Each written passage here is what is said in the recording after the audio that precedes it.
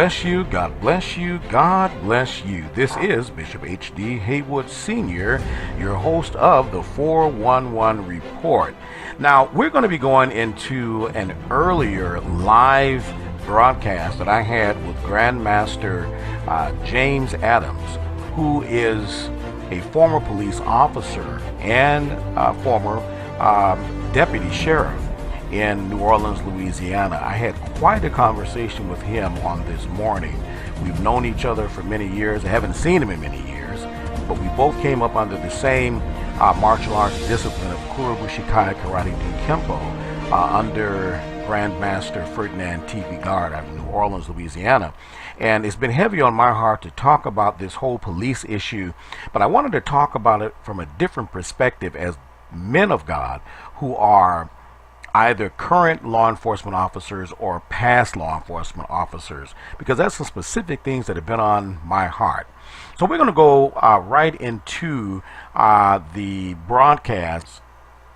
Were you a New Orleans police officer or were you a Texas police officer? No, I was a New Orleans police officer for 16 years. I worked for the sheriff officer for a year. Oh, okay. So you were with the city police and with the sheriff's right. department. Exactly. Oh, okay. Well, then you have vast experience, vast knowledge, and what have you. You know what also is amazing? That many of our KBK karate brethren are all, so many of them are either currently or have been past involved in law enforcement from one degree to another, whether it's, police, sheriff, state police, whatever the case is. And that's true. And I do realize that now that you're talking about it, you put your finger on, a lot of us are in some sort of law enforcement. That's amazing, taking the truth. Yeah, it is, and I don't think any of us just talk to each other about it. It just somehow it just happened. Right. It just happened for whatever reason, Mm-hmm. But to God be the glory, and, But here's the thing. I don't want to ask you what your take is specifically at this point. I'll just go ahead and just share with you a little bit, of where my heart is. I have a great respect and love for the men and women, that are sworn duly to protect and to serve. That even goes for our military, which right. We do have a lot of military people in our KBK Karate Brotherhood as well. Mm-hmm. But, the thing is, I'm becoming more and more disturbed, by what I see. I have a very close community working relationship with our police department here at Fond du Lac, the pastor. It didn't just start yesterday. It didn't start, last month. This has been ongoing for the last 14, 15 years here in this city. We live in a city that is predominantly white. It's a very mm-hmm. small, close-knit community of about maybe 50,000. It's northwest, about 60 miles northwest of Milwaukee. And it is increasingly becoming diverse in its demographic.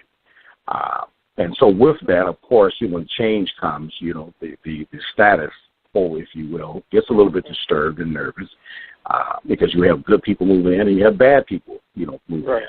And that's what all races. But we experienced quite a bit, never to the level of what we see around the country, but we experienced, over the last 16 years, some police unfairness, if you will, and disrespect. But over the years, it's gotten the relationship is much better. We've had forums at our church, the chief of police, the command staff, we all have very, very good working relationship. My son is actually a police officer here in the city, as well. And, wow. But what's disturbing me is, first of all, I'll back police officers, that are being ambushed, singled out, and murdered, which is just disturbing. My heart goes out to those families. Mm-hmm. But, the thing is, my heart also goes out to those individuals that have been also systematically executed, and I have to say executed by the hands of police officers, right. And playing fight.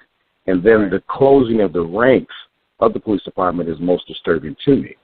The most recent thing that happened was the behavioral therapist, who was a black man, laying on the ground with his hands up, yelling to the police, letting them know that he is a professional, that he is a behavioral therapist, at at the center that the autistic young man was a part of.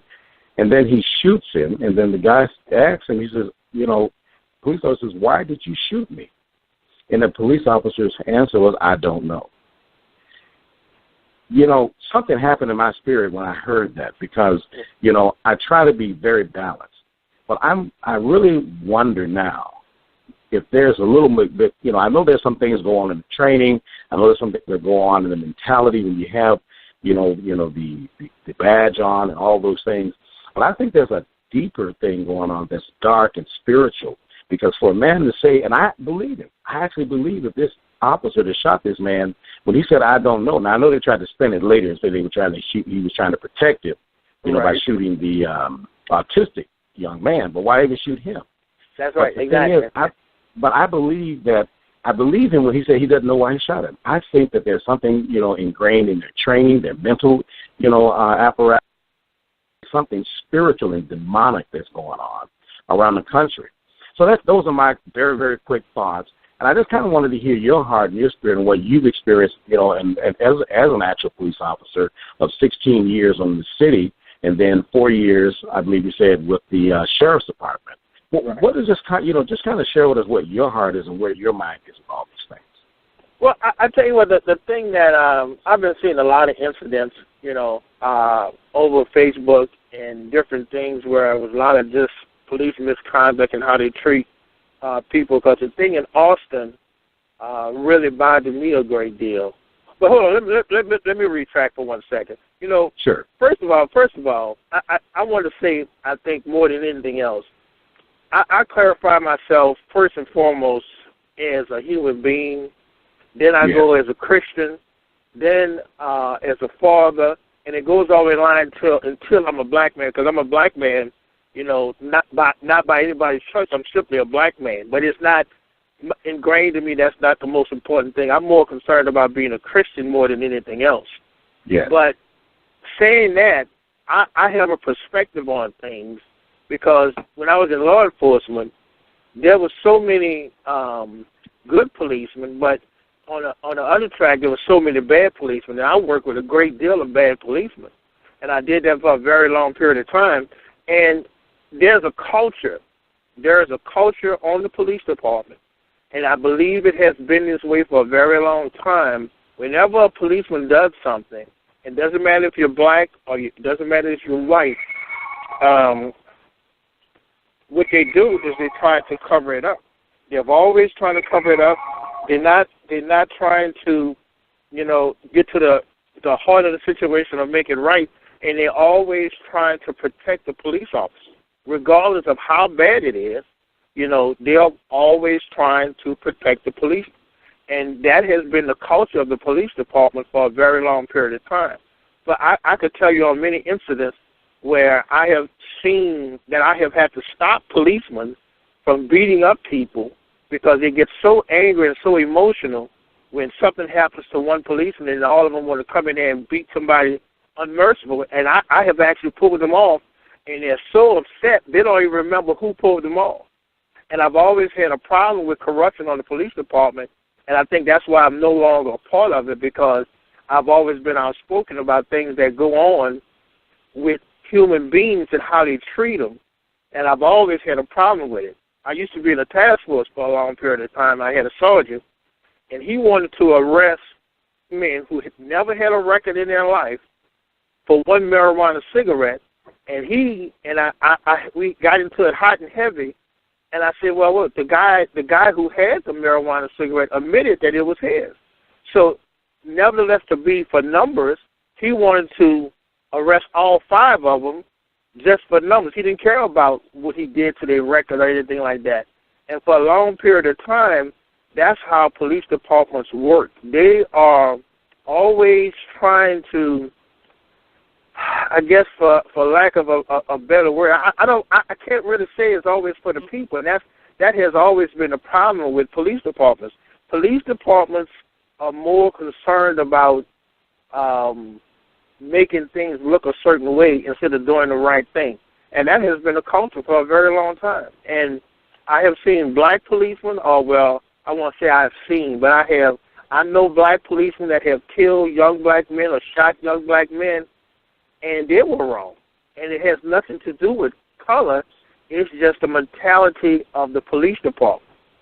And we just don't understand that. We don't understand how deep-seated a lot of corruption is within police departments. And it has been this way for a very, very long time. And it is so bad right now, and it's a lot of, we see a lot of white faces beating up black folks and killing black people, but it just has been a culture, and they will not say that they're wrong. And that's the problem. If the police departments start analyzing and doing things to the sense whereas if it's wrong, we allow it to be wrong and everybody be judged, then it wouldn't be the problem that we have now. They're going to make mistakes. I mean, that's just the way it is. And a lot of policemen, a lot of white policemen are afraid of black people. They really are.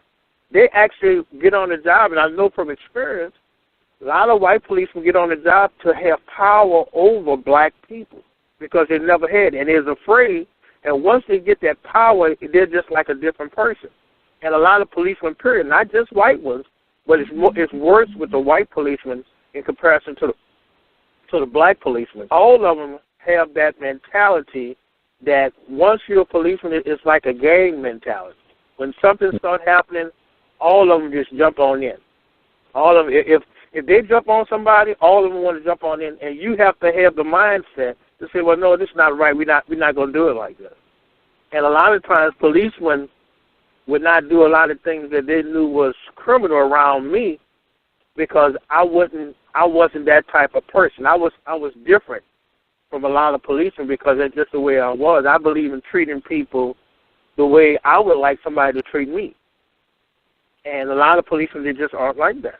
I mean, that job is really, in order for things to change on the police department, they have to change the culture of the police department because it has been corrupt for a very long period of time.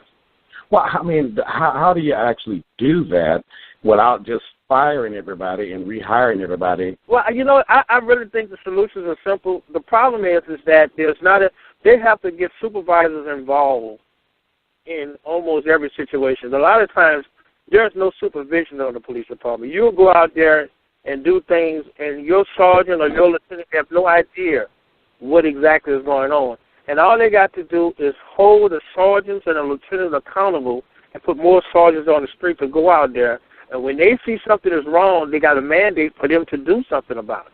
And if they do that immediately... But let me say this. What if the sergeant, has rose in ranks and was the exact same person? Exactly. I say that's where the problem lies. But you have to hold that sergeant accountable and make him liable. If the sergeant allows something to happen, you have to arrest him as well. Wow, you know what? That is phenomenal.